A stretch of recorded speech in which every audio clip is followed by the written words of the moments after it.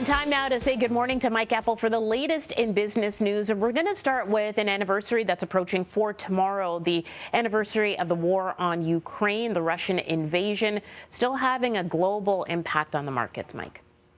Yeah, indeed. Good morning, Tammie. It's really been about commodity prices and what it's done to our grocery bills with, the ripple effect of the shutdown of Ukraine as a global supplier. It's seen as the bread basket of Europe. And, when the war initially started, there were no supplies of wheat, for example, coming from Ukraine. We saw wheat prices spike last year. They're down about 40% from the high of 2022. Interesting, we haven't really seen that corresponding to any real reduction in bread prices, though. That has yet to be felt by consumers, and their supplies are still pretty tight globally. One thing that has really seen a dramatic move is natural gas.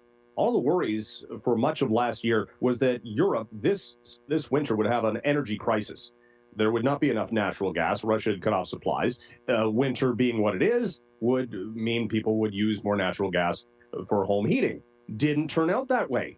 The winter has been pretty mild. And as a result, we've seen natural gas prices plunge to just $2 per million BTU. At its peak just 6 months ago, it was $10.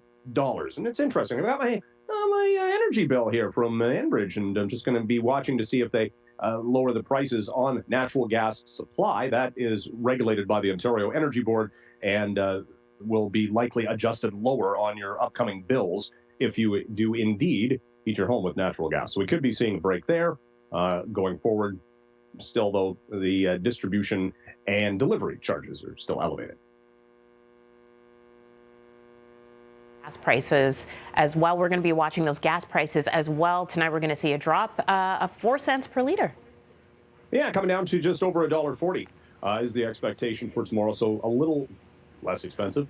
Although, typically at this time of year, you'd see, years past, $1.10, $1.15. So it's still pretty elevated. We saw that in the inflation data from Stats Canada for January earlier this week, that gas and fuel prices were still up on a year-over-year comparable. All right, and we're out of time right now, but to get to this story quickly, because I'm very interested in this 4-day work week you speak of.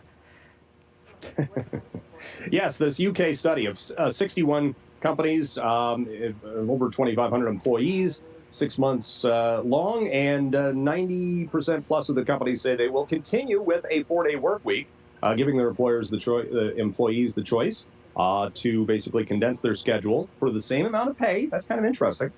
They're actually seeing an improvement in productivity if it's just a 4-day work week. This, of course, is not eligible for every sector of the economy, Tammie, but I think it's going to be something that's going to gain some traction, especially in a still tight labor market and things like that, giving employees more choice, whether it's work from home, shorter schedules, that kind of thing. They say reduced burnout and improved work-life balance. Sounds like it would. Yeah, exactly. Sounds like it would. All right. Mike, thanks so much. Stay warm. Keep that snowblower gassed up for sure. Getting ready. All right. Thanks very much.